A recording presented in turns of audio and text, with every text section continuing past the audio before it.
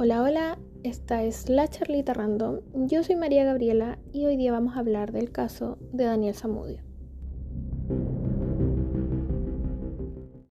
Antes de hablar del caso, quiero comentarles que además de las averiguaciones que hice con textos y videos de la época, del momento en que sucedió el caso, también leí el libro de Rodrigo Fluxá y además volví a ver una serie que realizó TVN que se llama Zamudio. Es una miniserie que tiene 4 capítulos. Me parece que la serie tiene un enfoque muy parecido al libro. En ambos se muestra, además de la vida de Daniel, la vida de los 4 implicados en su asesinato y cómo estas 5 personas finalmente llegaron a reunirse y pasó todo esto que vamos a comentar en un momento. La serie es muy buena, está en YouTube en el canal de TVN, así que por si quieren ir a verlo. Y el libro de Rodrigo Fluxá se llama Solos en la noche, Zamudio y sus asesinos. Así que, bueno, voy a hablar un poco del caso y al final les voy a comentar sobre el libro y además sobre la serie. El 3 de marzo de 2012, en la madrugada, Daniel Zamudio es encontrado por un guardia del Parque San Borja que estaba haciendo una ronda. Como esto era de noche, él vio un bulto y se acercó. Lo primero que pensó es que lo habían asaltado porque vio que tenía sangre en la cabeza. Al comenzar a revisar, se da cuenta del nivel de lesiones que presenta Daniel Zamudio. Tenía lesiones en su rostro, en su cabeza, en su pecho y también tenía una fractura expuesta en una de sus piernas que estaba cubierta por una piedra. Él corre esta piedra y se da cuenta de la fractura. En ese momento él va a buscar a su compañero y llaman a carabineros, quienes se hacen cargo de llamar a ambulancia y todo ese tema para que llevarse a Daniel al hospital. En ese momento Daniel era un NN, ya que no portaba documentación, entonces no se tenía claridad de quién era la persona encontrada. Según he visto en algunos relatos, se señala que calculaban su edad aproximadamente en 25 años, pero la enfermera que lo atendió cuando llegó al hospital dice que en el informe decía aproximadamente 40 años. El porqué de esto es que él llegó con su rostro tan deformado que en realidad no pudieron fijarse al comienzo de que era una persona tan joven y por eso habían señalado que parecía cercano a los 40 años. Mientras se espera que llegue la ambulancia, los guardias que encontraron a Daniel toman unas fotos para tener un respaldo de cómo se encontró. Estas fotos luego fueron difundidas en los medios de comunicación. A título personal me parece que no es lo más adecuado, pero se supone que se tomaron con la intención solamente de dejar testimonio de dónde estaba, cómo estaba y en la circunstancia en que fue encontrado. Daniel estuvo un día como NN y luego se contactó a su familia. No encontré información certera ni precisa de cómo se logró reconocer que era Daniel el que estaba hospitalizado, pero se llamó a su madre, se hizo contacto con ella y se le pidió que fuera a reconocerlo al hospital y fue su madre la primera que lo vio en el estado en el que estaba. Cuando ya se supo que era la persona que estaba en el hospital, bueno, primero sorprendió que fuera un chico tan joven y también se dio a conocer que él era homosexual, esto porque él presentaba unas lesiones realizadas con una botella, en el fondo con vidrio, en su pecho, que eran unas esvásticas. Esto se dio a conocer ya que no se tenían antecedentes de qué le podría haber pasado y se empezó como a difundir el caso para que la gente pudiera dar información de quiénes le habían hecho esto. Y una de las cosas que señaló la familia era que Daniel varias veces les había comentado que neonazis lo tenían amenazado. Y como él presentaba estas esvásticas en el pecho y era una persona homosexual, se consideró prudente dar a conocer esta información y catalogar el caso como una golpiza de neonazis, y se trató de averiguar si esto era parte de una barrida. ¿Qué son las barridas? Para los que no saben, los grupos neonazis lo que hacen generalmente es plantarse fuera de locales donde se reúne gente abiertamente homosexual o locales que se saben que son discotecas o bares donde concurre gente de la comunidad y los esperan afuera y lo que hacen es golpearlos. Entonces se pensó que a lo mejor esto podría haber sido parte de una barrida, pero no habían más heridos. Entonces se empezó a difundir esta información y también se hizo presente el móvil, que es el Movimiento de Integración y Liberación Homosexual, para dar a conocer el caso y para hacer difusión y tomar este caso como un caso de discriminación por la orientación sexual de Daniel.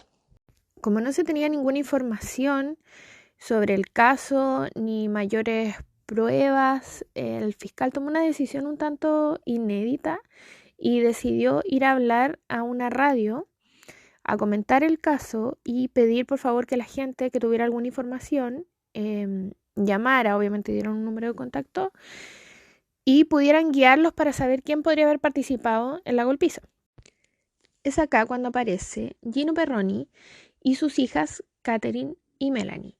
Gino escuchó al fiscal en la radio y recordó algo que había sucedido con sus hijas días atrás.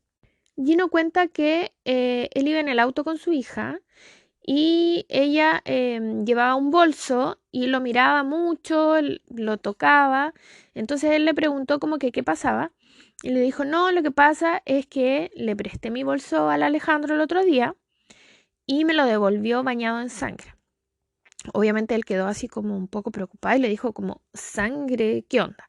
Y ella le comenta muy afectada y muy preocupada de que él le había dicho que habían golpeado a una persona, él con un amigo, y que la sangre era de esta persona.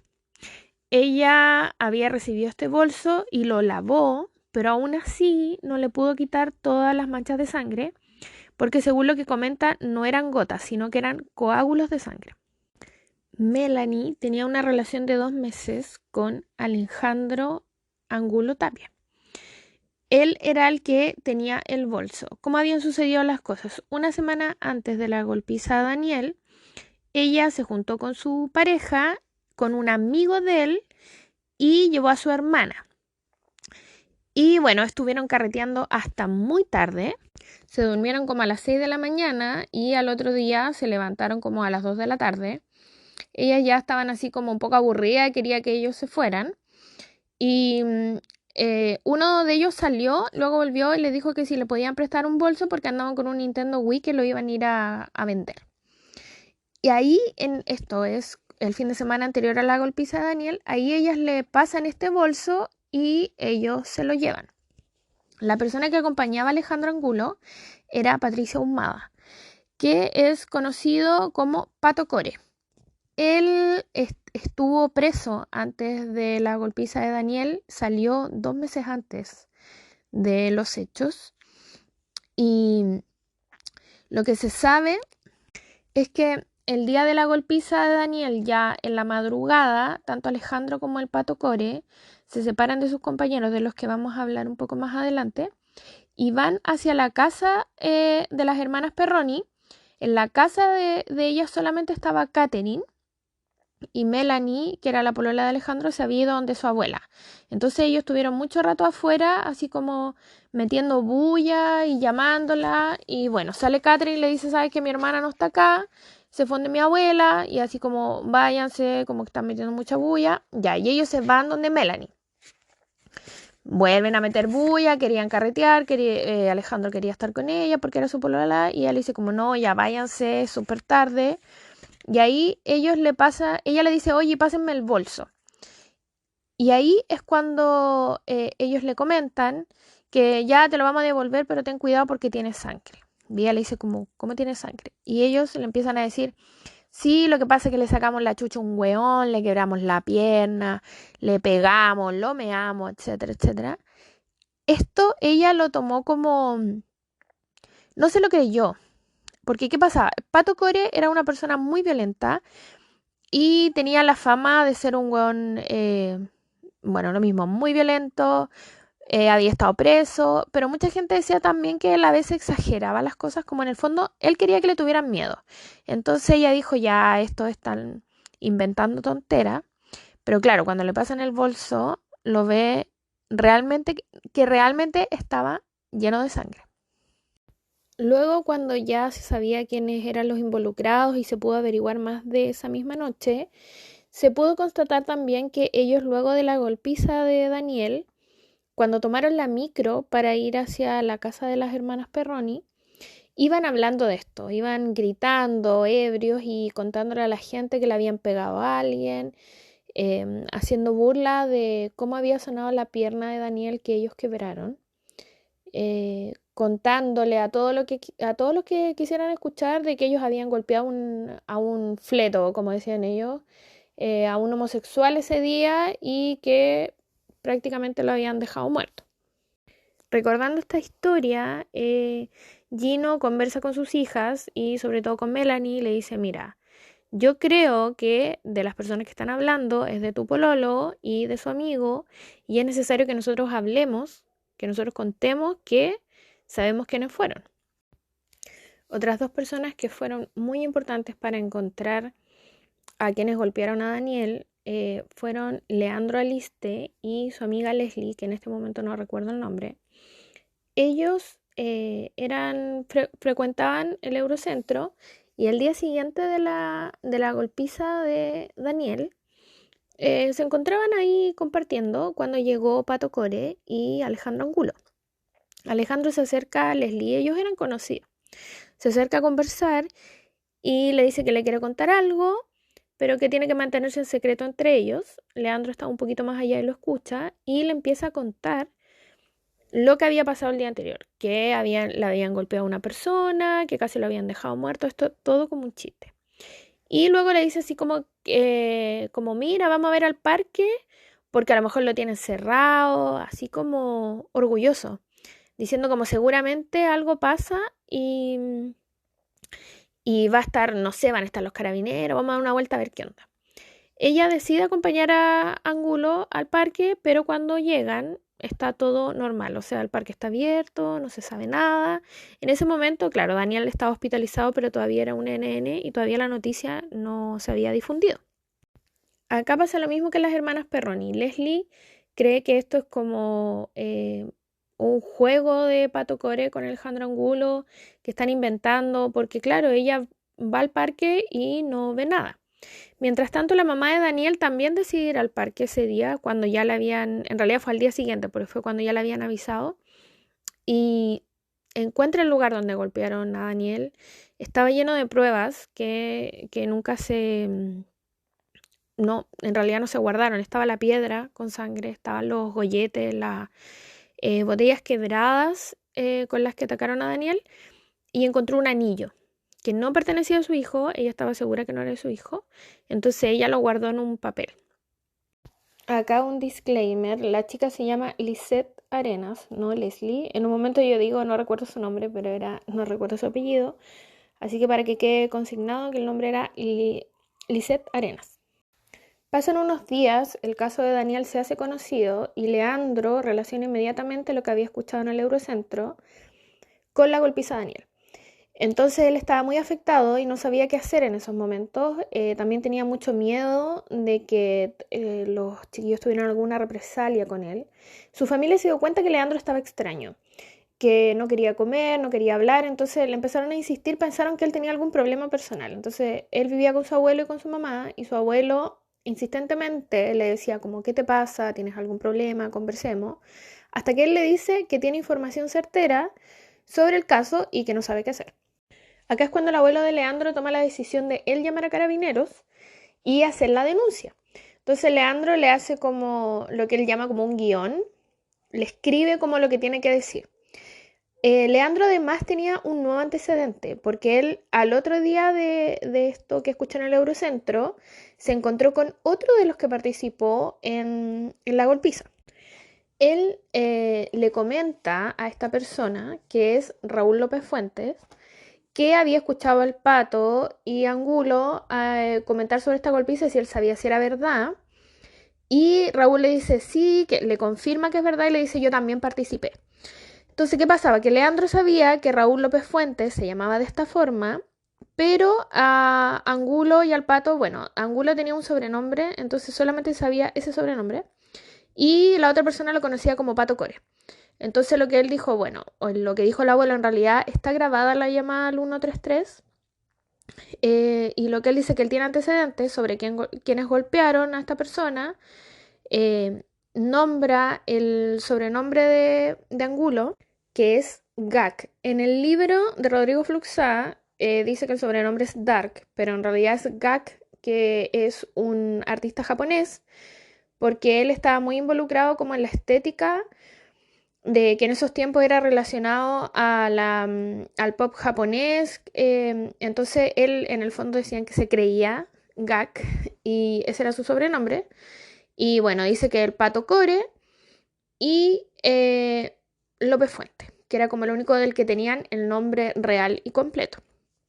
Esta denuncia se realiza un día miércoles en la noche.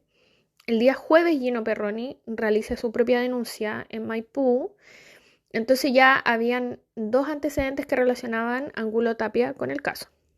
Finalmente, el día viernes se detiene a los 3 involucrados y además a Fabián Mora Mora, quien no se había visibilizado en los relatos, pero al parecer López Fuente, cuando fue detenido, confesó todo lo que había pasado y él nombra a Fabián Mora Mora como también un involucrado dentro de la golpiza. Mientras todo esto pasaba, Daniel presenta una mejoría, sale del coma, pero aún está conectado obviamente a máquinas, no puede hablar, no puede alimentarse, porque si bien salió del coma está con mucho daño.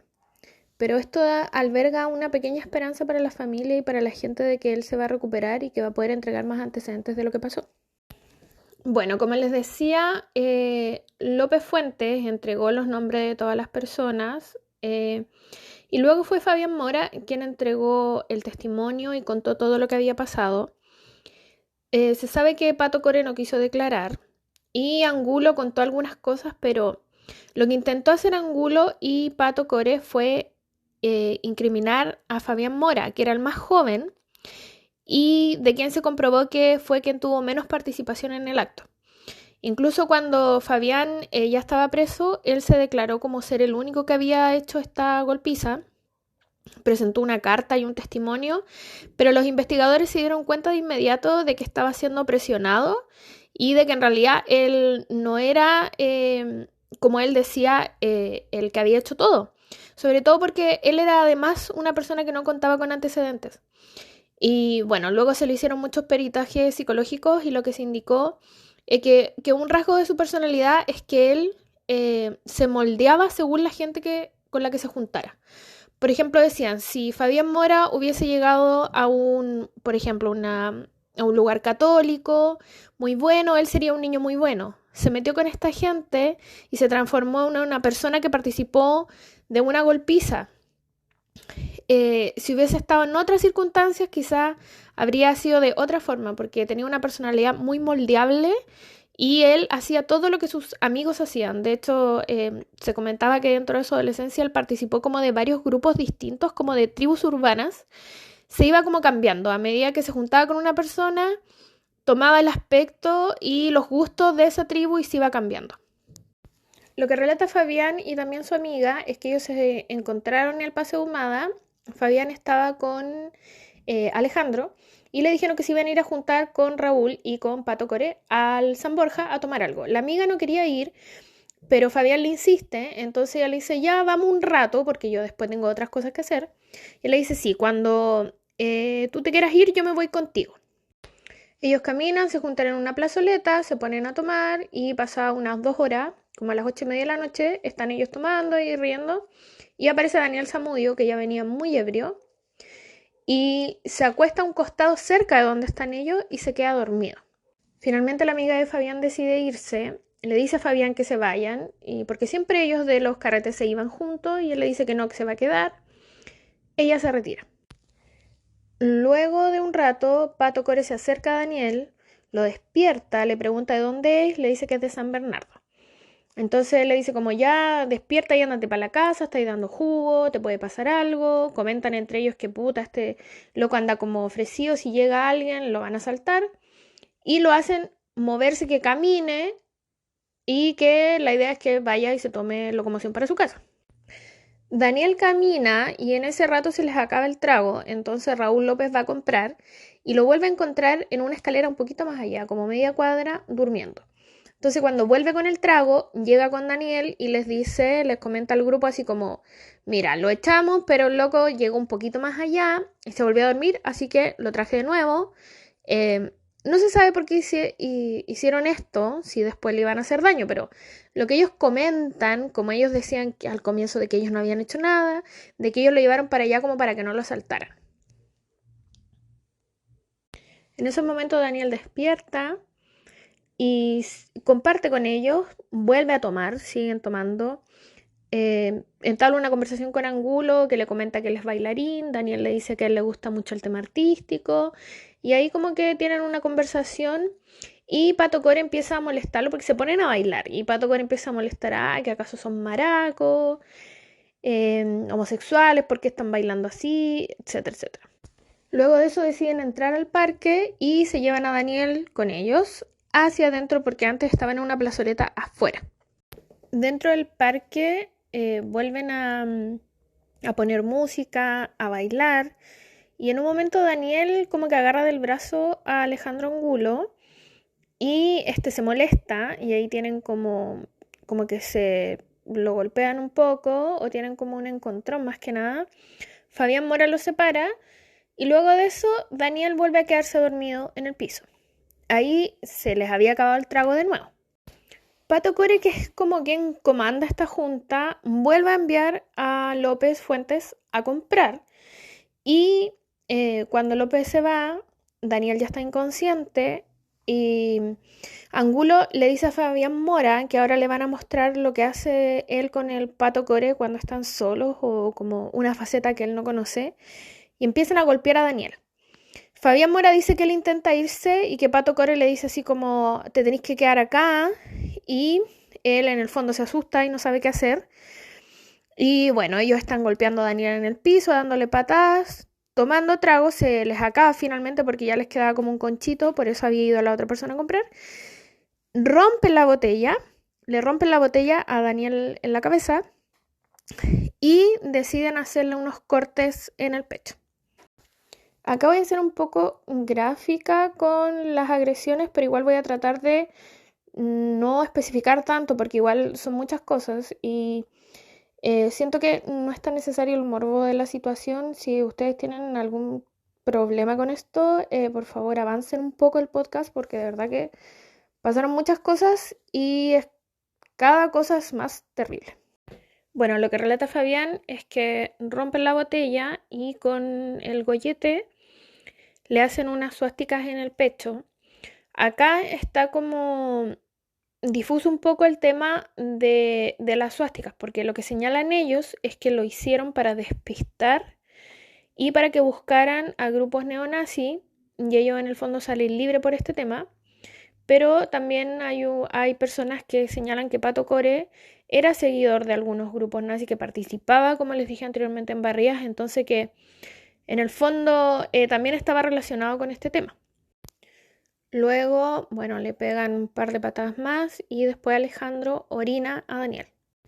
Luego de esto, revisan que tenga pulso todavía y ellos estaban fumando y proceden a quemar cigarros en el cuerpo de Daniel. Alejandro como que lo quema y el Pato Core le dice no, lo estáis haciendo mal y como que le muestra, entre comillas, cómo hacerlo correctamente.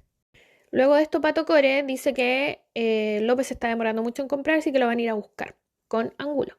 Y Fabián Mora le dicen que se tiene que quedar con Daniel y lo amenazan en el fondo, así como tú quédate acá y nosotros vamos a buscar a López y volvemos. Cuando Fabián queda solo con Daniel, intenta moverlo, intenta despertarlo, y ahí es cuando se cae su anillo, que es el anillo que encontró la mamá de Daniel cuando fue a buscar pruebas al lugar de los hechos. Acá Fabián cambió su declaración. En la primera declaración, él señaló que como había perdido su anillo, se había enojado porque se dio cuenta que se le había caído y no lo encontraba, y que habría golpeado 2 veces a Daniel, que le habría dado 2 patadas. Pero luego él dijo que solamente había intentado levantarlo, su anillo se perdió, y que cuando él estaba haciendo este movimiento como de levantar a Daniel para llevárselo, habían llegado los otros involucrados. Acá hay mucha gente que comenta el por qué, si él no estaba de acuerdo, no fue a buscar ayuda.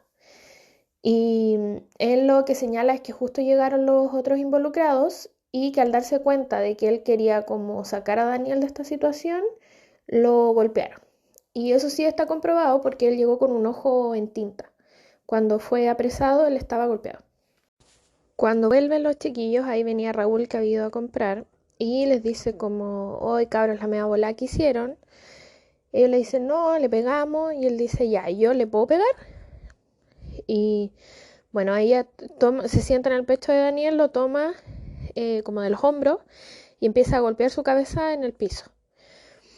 Y luego rompen otra botella, lo dan vuelta y le hacen otras suásticas, esta vez en la espalda. Luego toman una piedra, que era una piedra enorme, y se la tiran en las piernas. Lo que ellos querían era quebrar la pierna y no lo logran. Así que toman la pierna de Daniel hasta que logran quebrarla, y esto produce una fractura expuesta. Bueno, con la piedra lo golpean en diversos lugares del cuerpo, en todo el cuerpo. Bueno, luego de eso, Pato Core lo toma y lo deja atrás de un árbol, que Fabián Mora dice que él piensa que como para dejarlo escondido. Ahí es cuando finalmente deciden irse y Pato y Alejandro toman la micro hacia Maipú. Es en este lugar, como les comentaba al principio, que ellos iban hablando de lo que habían hecho, contándole a todo el mundo, jactándose un poco de, de toda esta desgracia. Y acá volvemos básicamente al inicio, que es cuando luego de un rato Daniel es encontrado. Bueno, días después de que Daniel presente esta mejoría que les había comentado, le sucede un paro cardiorrespiratorio, que ahí básicamente lo revivieron. Lo que dijo el papá, que lo que él comenta después es que quizás en ese momento Daniel, bueno, él dice debería haber fallecido. Claramente un papá no va a querer que su hijo muera, pero se entiende que cuando ya le da este paro, como que ya ellos se dan cuenta que no hay vuelta atrás, porque quedó con muchas secuelas y básicamente estaba viviendo porque estaba conectado a máquinas. Finalmente, el 27 de marzo, cuando Daniel iba a cumplir 24 días hospitalizado, el doctor conversa con la mamá y le dice que entregue a su hijo a Dios. No me quedó muy claro si Daniel falleció o lo desconectaron. A mi parecer lo desconectaron, porque lo que la mamá dice es que ella pidió estar sola con él y después llamaron a toda la familia. Se reunieron, estuvieron con Daniel y después Daniel falleció. Entonces yo creo que seguramente, como yo les decía, él estaba viviendo por el tema de las máquinas y me dio a entender de que lo habían desconectado. Luego de la muerte de Daniel, que conmocionó a todo el país, él tuvo una despedida gigante, estuvo muy acompañado. Se proclamó rápidamente la ley antidiscriminación, que ahora lleva su apellido, es la ley Zamudio. Esta ley contempla 15 situaciones que podrían significar un trato discriminatorio y no solamente está enfocado a discriminación de la comunidad LGBT, sino que en cualquier ámbito que se pueda haber expresado, ya sea raza, etnia, orientación, género, situación socioeconómica, o sea, es como una ley antidiscriminación general. Su familia también se ha transformado en un apoyo para la comunidad, también son activistas, participan de varias actividades, acogen a muchas personas de la comunidad LGBT, así que se han mantenido, si bien no tan en la palestra, pero sí muy activos en cuanto al tema de la discriminación. Sobre los asesinos recibieron condenas diversas. Pato Core, que se considera que fue el que realizó mayor parte de los golpes y que también comandó esto, porque en realidad yo siento que entre el Pato Core y Angulo estaban al mismo nivel, pero se consideró que él era como, por decirlo coloquialmente, más culpable. Recibió cadena perpetua.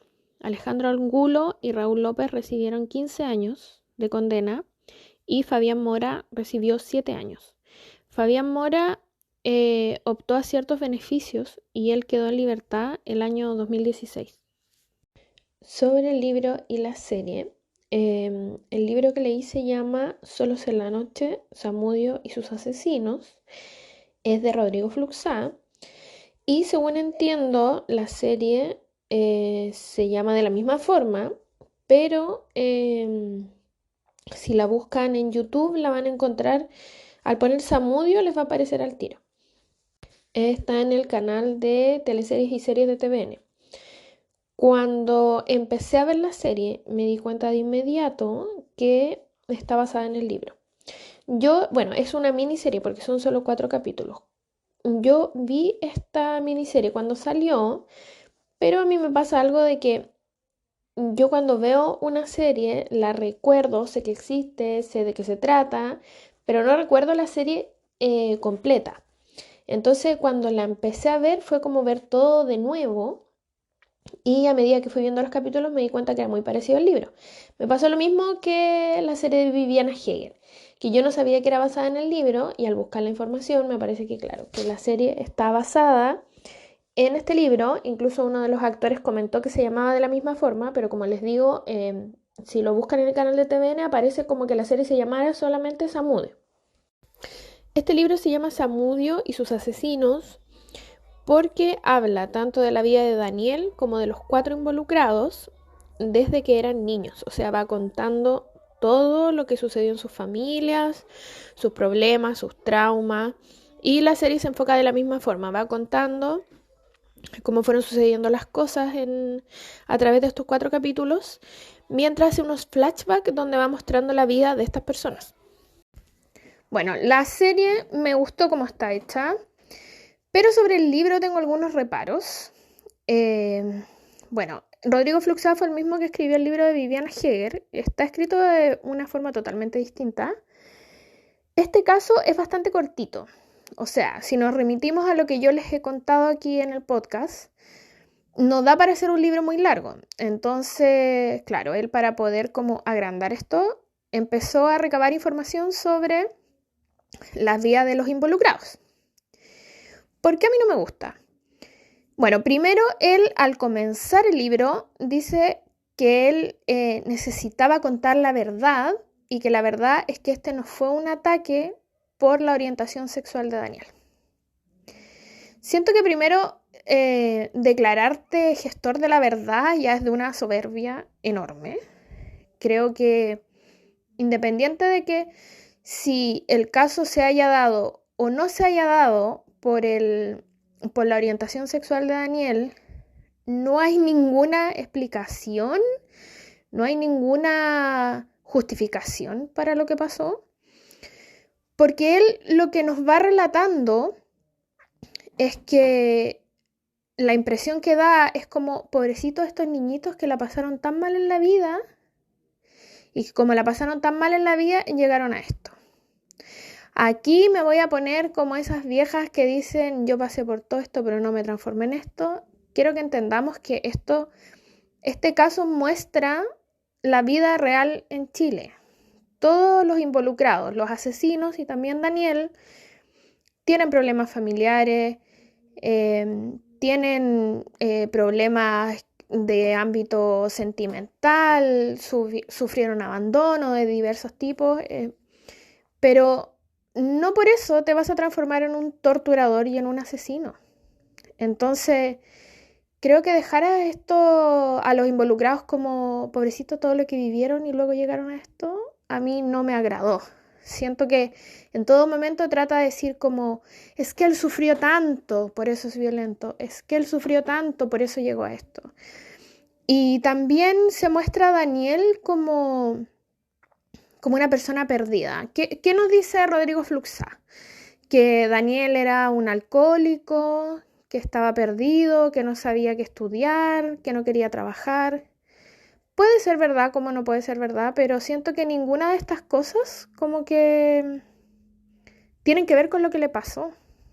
O sea, no porque tú estés ebrio, lo que se conversa siempre. La víctima es víctima. La víctima no se está buscando que lo torturen, la víctima no se está buscando que lo maten, la víctima en el caso tanto de mujeres o hombres, en otros casos no está buscando que lo violen porque estaba a las, no sé, a las 8 de la tarde curado en una plaza. Porque todos los involucrados estaban curados en una plaza. Y el único que murió ahí fue Daniel.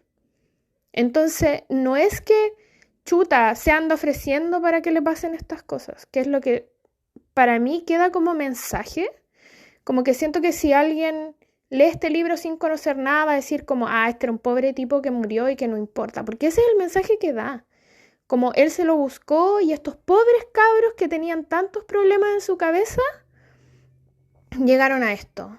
Claramente estas personas tienen problemas psiquiátricos, espero que en la cárcel se les haya dado algún tipo de apoyo, que me imagino que no, pero en el caso de Pato Core yo siento que no hay ninguna posibilidad de una rehabilitación. Él estaba, en algunos lados dice que él había salido libre y en otros lugares dice que estaba con reclusión nocturna, o en otros lados dice que tenía libre ciertos días, como los fines de semana parece.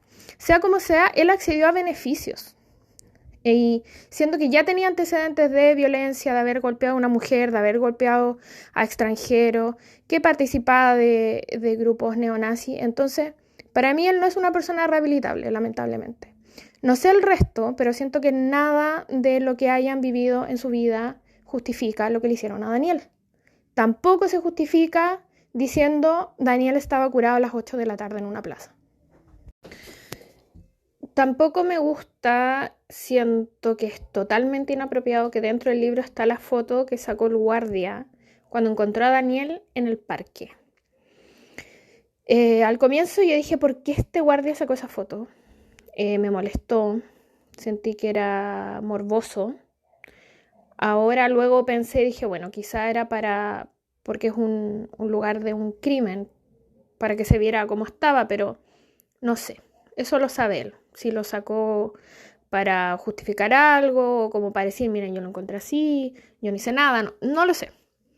Pero esa foto está en el libro, lo que me parece muy irrespetuoso y muy innecesario. Y bueno, como les dije, el libro tiene toda la historia o un resumen de la vida de Daniel, de la que no se supo mucho al momento del ataque, y también de cada uno de los involucrados. No lo comenté acá porque hubiese quedado mucho más largo. Quizás haga un segundo capítulo desglosando un poco. En verdad, bueno, las historias son bien tristes de todos los involucrados. Así que bueno, coméntenme igual si les interesa saber un poco más, porque como les digo, si me pusiera ahora a hablar de cada uno, no, esto quedaría eterno. También vi otra recreación. Hace un tiempo hubo un programa en Mega que se llamaba Efecto Mariposa. Y ahí se hablaba como de situaciones que pasaron en Chile trágicas, no necesariamente crímenes, pero situaciones trágicas, y dentro de esas hicieron el tema de Zamudio en 2 capítulos. Esto no está en un canal oficial de YouTube, está en un canal que se llama DocuTV y lo pueden buscar con el nombre Zamudio, cosas que nadie sabe de mí. Y ahí también tienen testimonio de la familia, de las personas que yo les nombré que fueron a declarar, de la familia Perroni. Hay varios testimonios, a mí me pareció que era muy bueno y que también era como un resumen más acotado y es muy buen material. Ya, y para ir cerrando, lo único que quiero decirle es que basta de higienizar la imagen de las personas para darles un valor. El valor está en ti como persona, y cada vez que pasan estos crímenes, lo que dice la gente a mal es como, bueno, pero él estaba curado, se lo andaba buscando. Como les dije, ahí habían 5 personas ebrias en una plaza y el único que murió fue Daniel. O al contrario, dicen, pero él falleció, pero era tan bueno. Pero él era gay, pero era médico. Entonces, ya basta. No toda la gente es pulcra, no toda la gente es médico, no toda la gente tiene una familia constituida y eso no le quita valor. No le resta valor como persona, no le resta dignidad. Hay gente buena para el hueveo, como hay gente muy seria. Cualquiera de los dos que muera no está bien. Sobre todo de esta forma. Esto fue una tortura. Fue una tortura que se agradece dentro de lo poco que se puede agradecer, que al parecer Daniel siempre estuvo inconsciente. Pero fue un ensañamiento horrible. Y fue una muerte dolorosa. Entonces basta de justificar estas cosas. O de decir que algunos se lo merecen y otros no. Porque las cosas no son así.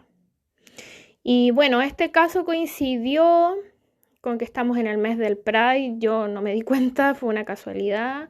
En el mes del orgullo, hoy día, sábado, era la marcha del orgullo en Santiago.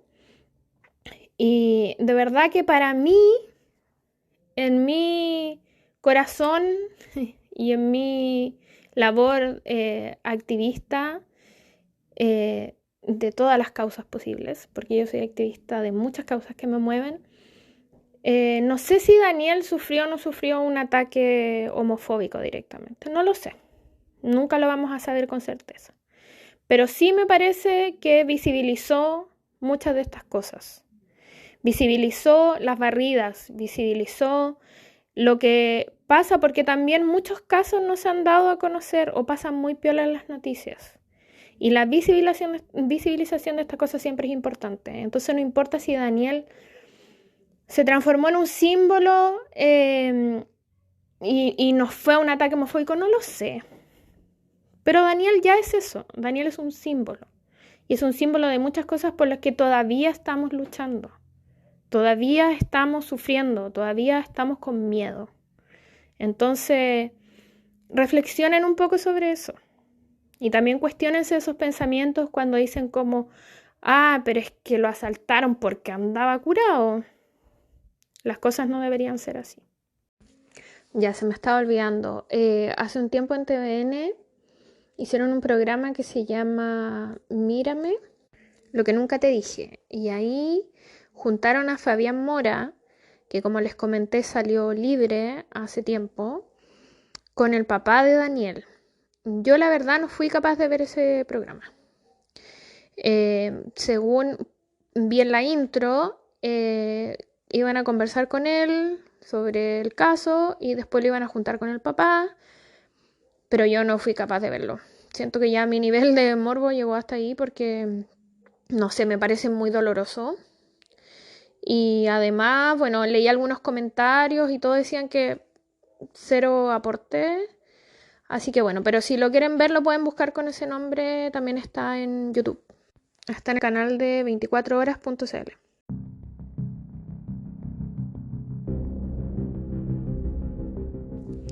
Y bueno, si llegaste hasta acá, muchas gracias. No tengo claro todavía cuál va a ser el caso que haga ahora. Tengo una lista enorme. Y bueno, según mi ánimo creo que voy a elegir uno. Voy a tratar de elegir uno que no tenga libro, porque como este fue con libro, voy a tratar de ir saltando. Uno que no tenga libro y luego uno que podamos leer para ir mezclando. Así que eso, nos escuchamos a la próxima. Cariños.